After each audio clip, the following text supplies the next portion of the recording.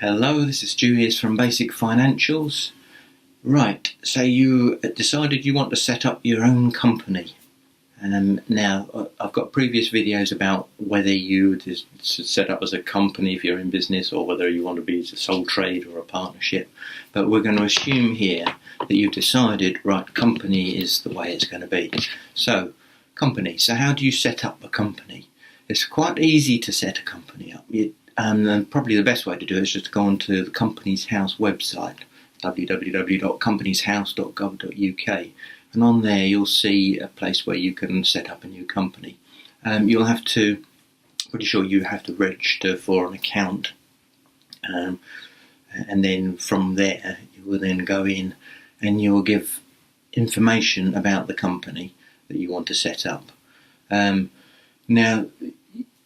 the things it doesn't cost very much to start with. It's something like £11 or something like that, which you can pay by your credit card on the account. So there are lots of adverts out there about setting up your company for X number of pounds, but you can just do it easily yourself at Companies House website and just set up an account and get started through there and pay with a credit card at the end. Now, the information that they'll want to know are who the directors are going to be. You can have just one director, it can be just you.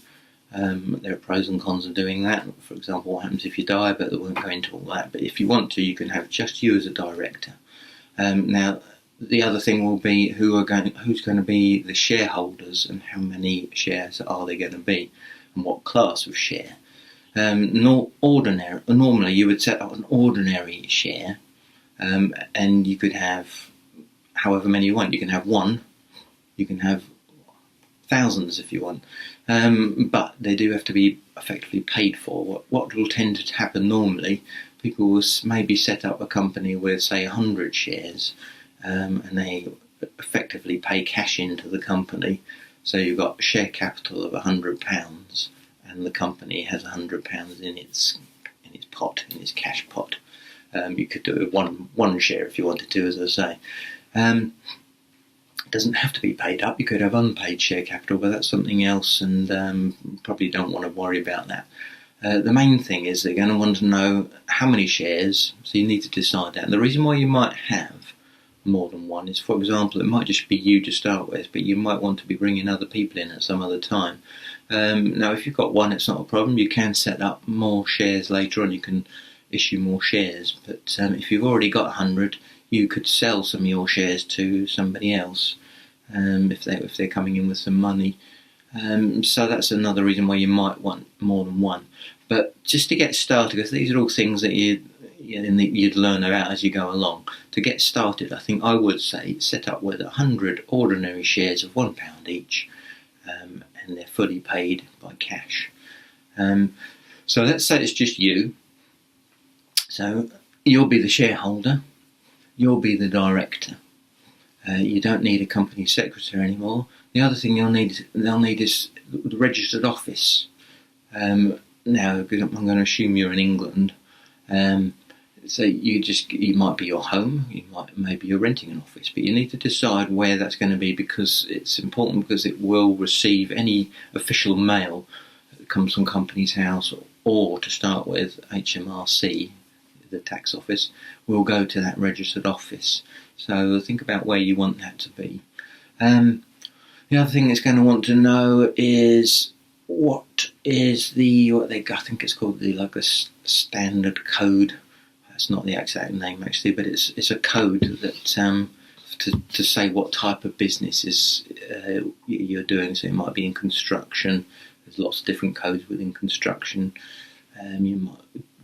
There's a drop-down arrow in there to try and find it. It can be a bit awkward to try and find the exact one that fits you, but there is an other somewhere along the line, so you can always put that in. So I think that's probably it. So you've got your start date will be the date that the company gets registered, which will be as soon as Companies House have managed to do it. And then what they'll do, once you've paid for everything and given them all the information, they will send you through by email a certificate of incorporation.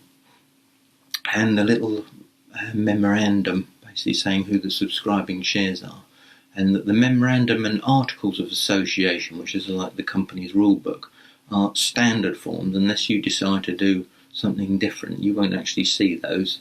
You're just within your memorandum, you're saying that you're agreeing to adopt those standard forms. Now, if you, when you have done all of that, you say you set your company up, there are some key things which you need to know that are going to happen. Setting up a company there are responsibilities. That company is not you. It is something that it's a completely separate entity. If it receives money, that money belongs to the company. If the company does work, then it's the company's. So you're going to need to set up a bank account. So that if you know when you do your work and you invoice through that company, the company will receive that money. So you need to set up a bank account. And what once you set up your company, there'll be something on the public record that the bank will be able to go and have a look at. But they'll want to see your certificate of incorporation that got sent to you by email. They'll want to know the directors, although they can look that up now. Once it's set up, it'll all be online. So that's a start. Now when you let's say you set up today, so it's August now, you're midway through August, say, what would happen is the financial year end would automatically be set up as the end of August. So it's the end of the month in which you incorporate. Is the company's financial year end, accounting year end. Now you can change that.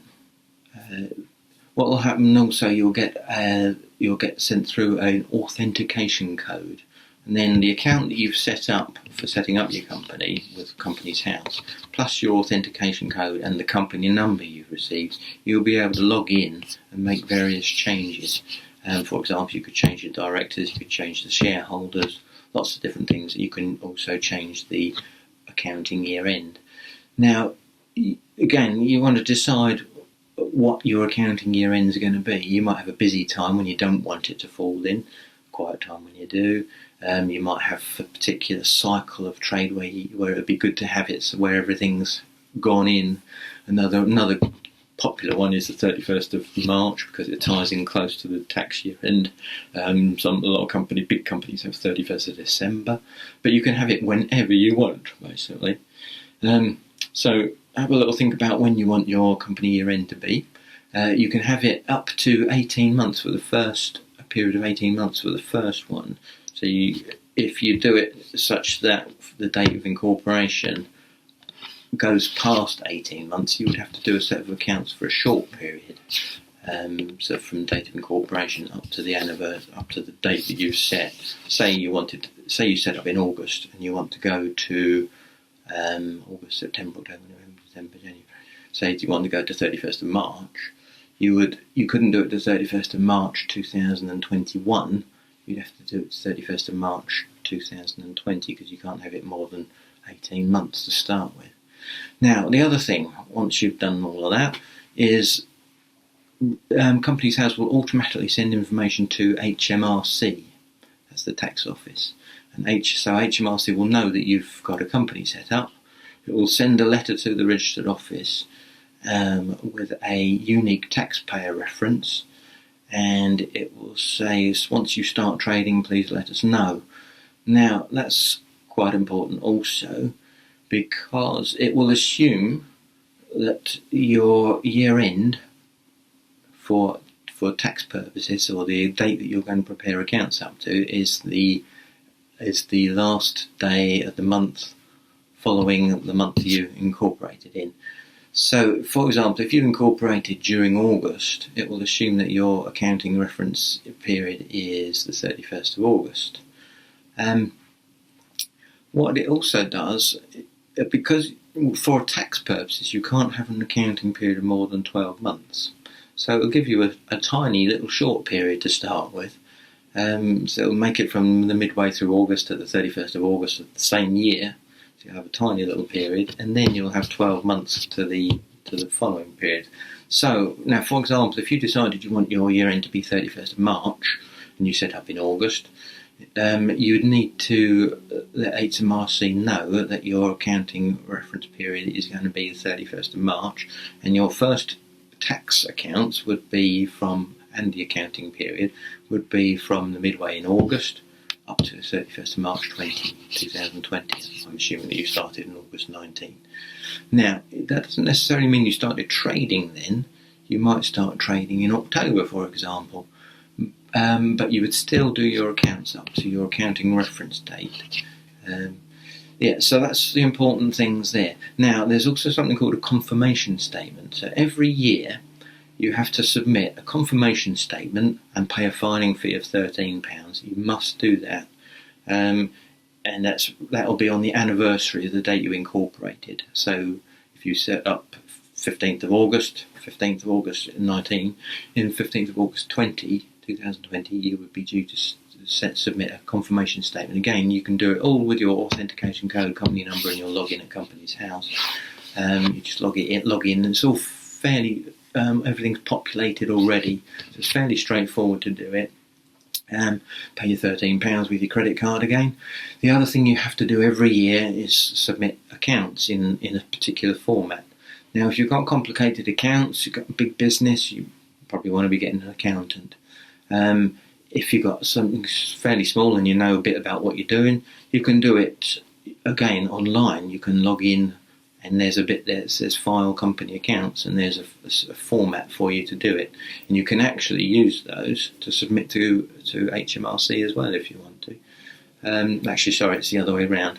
You can use it when you go into HMRC, set up an account with them. You can use that to submit to Company's House. It's that way around. But there are, if let's say for example you just set your company up and you don't do anything, you'd be dormant, and there is a form there for submitting dormant company accounts. But whether you're doing anything or not, two things you have to do every year is submit that confirmation statement and also submit your accounts. If you don't do that, you'll start getting penalties. The company could get struck off. I have seen that happen. A company might have money in its bank account, might even own property, and the owner decides, I'm not doing anything now, I think I won't bother doing this confirmation statement, I don't want to have to bother about doing that and paying £13 every year. And what happens is the company gets struck off. When the company gets struck off, all its assets go to the Crown. So all of a sudden the Crown owns your property. It's a bit of a problem because it is possible to get things back, but it can be quite costly. So for the sake of just making sure you comply with those two things, accounts and confirmation statement every year, just make sure you do it. That's why it's important not to think, I set up a company, great. You've got responsibilities. And as I was indicating a little bit before, the company is its own thing. So when it earns money and receives money, that is the company's money, not your money. If you want that money out, you've got to decide how you're going to take it. You can't just take it, well you can, but there are consequences for taking it. If you take the money out, then you owe that money back to the company unless you've taken it out as pay or dividends. So the next thing, you can start seeing how you're going to start learning about all the things about having your own business and having a company. You might need a payroll scheme. So the other thing is you're going to need to talk to the HMRC. They know that you've got the company. They're going to need to know when your first accounts are due. You might have to register for VAT. If your turnover is more than 85,000, you're going to need to register for VAT. You're going to need to submit corporation tax returns with your accounts each year. So you can set up an account with HMRC, a bit like your personal. If you've got your own personal government gateway account where you do your self-assessment tax returns on it, a company can have exactly the same thing. You give it the company number, you'll tell HMRC the company number, and you'll say what the unique taxpayer reference is and the registered office, and you'll have a gateway account. And from there you can do lots of things like register for corporation tax, register for VAT, set up a payroll scheme, go into the construction industry, set all of that up. So that's your next portal. So you've got the Company's House portal, you've got your HMRC portal. You can do everything from there, but there's a lot of things to consider, and sometimes you just need to learn as you go along. Obviously, there's a lot of other things like health and safety and all that, but I'm not going to go into all that because we'll be here forever.